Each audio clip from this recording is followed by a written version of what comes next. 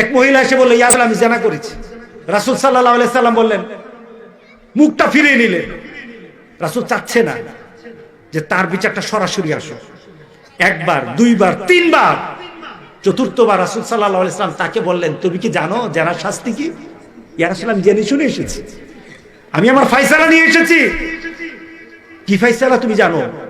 আমাকে মেরে ফেলা হবে। আমি মাঝে মাঝে চিন্তা করি, পৃথিবীতে 3 ব্যক্তি বেঁচে থাকার অধিকার নাই। কয় ব্যক্তির? 3 ব্যক্তির বেঁচে থাকার অধিকার নাই ইসলাম বলে।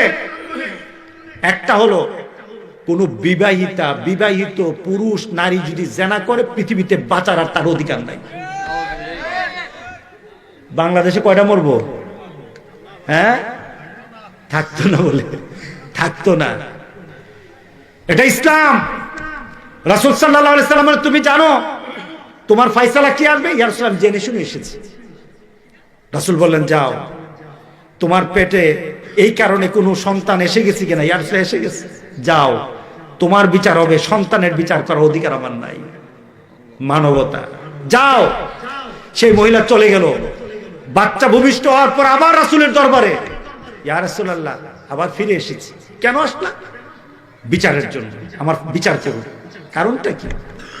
আমি জানি আমি যদি এই হালাতে মারা যাই, আমার গুনাহ তওবা করে যদি আমি আল্লাহর দরবারে না উঠি, আমি তওবার সাথে যদি না উঠি, কাল হাসরের দিন আল্লাহ সুবহানাহু ওয়া তাআলা যেই ফয়সালা আমার জন্য দিবেন, এই ফয়সালা আমি সহ্য করতে পারবো না। আমার চিন্তা চেতনা, আমার আখিরাতের শান্তি, আমার সকল চাহিদা আখিরাতের শান্তি। দুনিয়ার ব্যাপারে আমার ফয়সালা বড় না, আখিরাতের ব্যাপারে আমার ফয়সালা। জোরে বলেন সুবহানাল্লাহ। রাসূল সাল্লাল্লাহু আলাইহি সাল্লাম বললেন, যাও, এই বাচ্চাটাকে 2 বছর তোমার থেকে দুধ খাবে, এটাই তার জন্য অধিকার। তুমি মারা যাবা এটা ব্যাপার না, কিন্তু তার অধিকার হরণ করার অধিকার তোমার নাই। যাও। মহিলা চলে গেল। বাচ্চাকে 2 বছর দুধ খাওয়িয়ে আবার রাসূলের দরবারে এসে বলল, ইয়া রাসূলুল্লাহ, আবার ফিরে এসেছি। কিসের জন্য আসছে? গুনাহ মাফ। বলেন কিসের জন্য আসছে?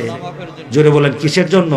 গুনাহ মাফ পাওয়ার জন্য, তওবা করার জন্য, গুনাহ মাফ পাওয়ার জন্য।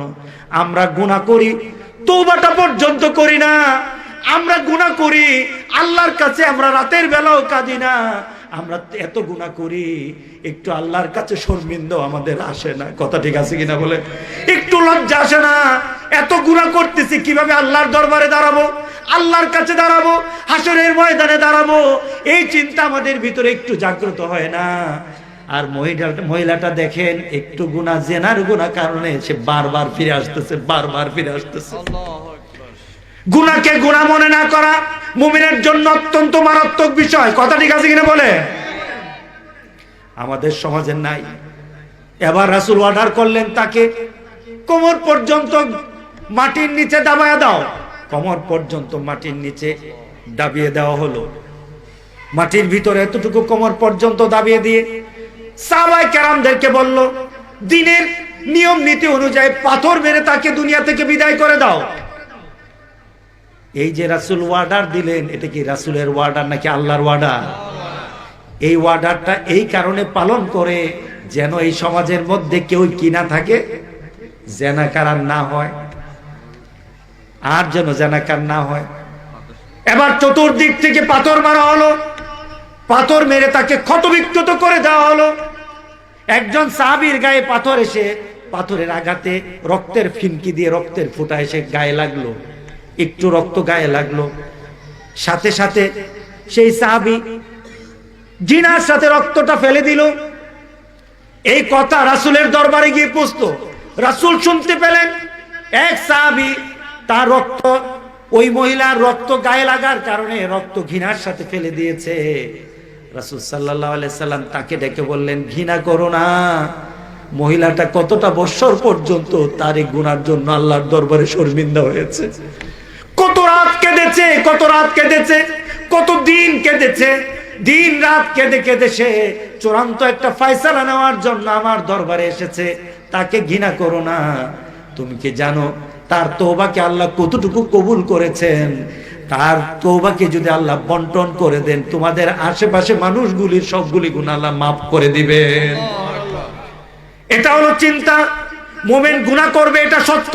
গুনার সাথে সাথে আল্লাহর দরবারে তওবা করে বলবে, মাবুদ আমি তোমার কাছে শর্মিন্দা, আমাকে মাফ করে দাও। গুনাহকে যখন মানুষ গুনাহ বুঝবে না, তখন আল্লাহর গজব আসে। কি আসে বলেন? গুনাহকে যখন কেউ গুনাহ বুঝে না, পাপকে যখন পাপ বুঝে না, তখন আল্লাহর গজব চলে আসে। আর যখন পাপের পর মানুষ তওবা করে, আল্লাহর মর্যাদা বাড়ায় দেন। সুবহানাল্লাহ বলেন না? আমাদের তওবা করা দরকার আছে কিনা বলেন? আমাদের সমাজে গুনাহ বেশি না আমল বেশি? হ্যাঁ, তাহলে আমাদের কি করা দরকার? জোরে বলেন, কি করা দরকার? তওবা করতে রাজি আছেন? গুনাহ বেশি না সওয়াব বেশি? আপনি আপনার মাইন্ডে বলেন, মেমোরিতে আপনি কি কি আজকে স্টোর করেছেন, আজকে সারা দিন কি কি আপনি আমলগুলি করেছেন, একটু চোখটা বন্ধ করে 1 মিনিটের মধ্যে চিন্তা করে দেখেন, গুনার পাল্লাটা ভারী হয়ে গেছে, সওয়াবের পাল্লাটা হালকা। কথা ঠিক আছে কিনা বলেন? আপনি এই মুহূর্তে আমাদের কি করা দরকার? রাসূল সাল্লাল্লাহু আলাইহি সাল্লাম বলেছেন, যখনই তোমার পাপের চিন্তা চলে আসবে, সাথে সাথে আল্লাহর দরবারে ডাক দিয়ে বলো, মাবুদ গুনাহ করে ফেলেছি, মাফ করে দাও। আল্লাহ বলেন, বান্দা গুনাহ করছস, মাপ চাইবি, আমি আল্লাহ ছাড়া কে আছে তোর মাফ করার? সুবহানাল্লাহ বলেন। আবার গুনাহ করলি, আবার আমার কাছে মাপ চা, আমি ছাড়া তোর কে আছে মাফ করার? আল্লাহু আকবার। আবার গুনাহ করলি, আবার আমার কাছে মাপ চাইলি, আমি আল্লাহ মাফ করে দেব। আল্লাহরে খুশি করা সহজ না কঠিন? বলেন না। এই ছেলেরা বলো, আল্লাহকে খুশি করা সহজ না কঠিন? এতদিন যারা নামাজ পড়ো নাই, এতদিন যারা আল্লাহর কথা অনুযায়ী চলো নাই, এতদিন যারা বিভিন্নভাবে সামাজিকভাবে বিশৃঙ্খলা সৃষ্টি করেছো, সামাজিকভাবে মানুষকে অত্যাচার করেছো, সামাজিকভাবে মানুষকে বিভিন্নভাবে হয়রানি করেছো, আছে কিনা সমাজে? এমন পোলাবান আছে কিনা বলেন? রাস্তায় বয়ে দাঁড়ায় দাঁড়ায় মানুষে পাহারা দেয়, আছে কিনা? কম না বেশি? আল্লাহ কয়, তুই পাহারা দেস মানুষে, আমি তোরে আখিরাতের জন্য পাহারা ফেরেশতা লাগাই দেব। কথা ঠিক আছে কিনা বলেন? তোর জন্য আমার ফেরেশতা আছে, তোর এমন ভাবে পাহারা দেব তুই টের পাবি না তোর বিপদ কখন আসে। কথা ঠিক আছে কিনা বলেন?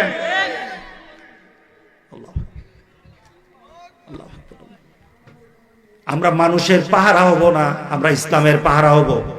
কথা ঠিক আছে কিনা বলেন? রাজি আছি কিনা বলো?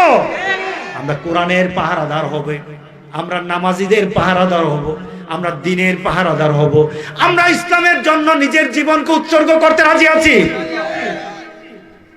আল্লাহ এতটুকু চায় না, শুধু মনটা চায়, মনটা চায়, মনটা চায়। আল্লাহু আকবার। কেন এই কথাগুলি নিয়তে রাখতে হবে? অনেকে বলে যে জীবন দেওয়ার কথা, এটা তো মারাত্মক বিষয়। না না, মারাত্মক বিষয় এতটুকু তো আল্লাহ চায় না। আল্লাহ শুধু চান বান্দা তোর ভিতরে আছে কিনা, এটা যথেষ্ট আমার জন্য। হযরত ওমর বলতেছেন, আল্লাহ আমি যেন তোমার নবীর দেশে, আল্লাহ মারজুকনা শাহাদাতান ফি সাবিলিক, আল্লাহ আমার মওতটাকে তুমি শাহাদাতের মত দিও, ওয়াজাল ফি বালাদি রাসূলিক, আর আমার মওতটা দিও তোমার নবীর দেশে। হযরত ওমর বলতেছিলেন, এই চিন্তা নিয়ে কেউ যদি জ্বরের কারণে ঘরে পড়ে বিছানায় মরে, আল্লাহ সুবহানাহু ওয়া তাআলা তাকে শাহাদাতের মত দান করে দিবেন।